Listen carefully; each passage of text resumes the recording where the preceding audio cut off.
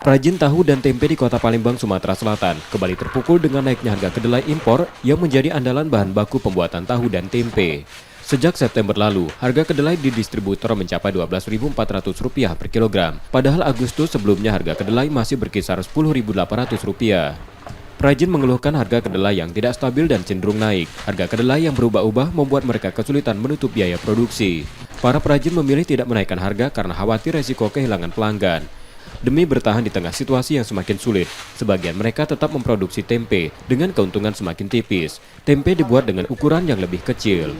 Naiknya harga kedelai disebabkan antara lain karena gagal panen di negara produsen akibat El Nino, pelemahan rupiah terhadap dolar Amerika, serta kenaikan minyak dunia. Harga kedelai impor bergantung pada mekanisme pasar bebas di tingkat global.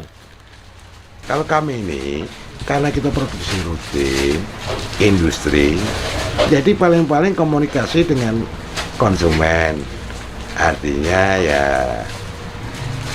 itu terbuka lah. Jalan keluarnya paling-paling mengecilkan ukuran, Pak. ngecili, mendei, yang potongannya itu saja. Kita mau kita naikkan, kita pelanggan itu seperti sudah jadi saudara, jadi keluarga, saling membutuhkan.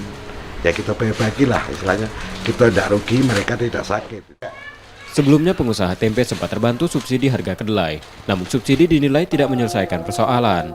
Para perajin tempe berharap pemerintah dapat kembali mengatur tata niaga kedelai dalam negeri sehingga dapat mengendalikan harga. M. Rizky Nurmizan, Kompas TV, Palembang, Sumatera Selatan.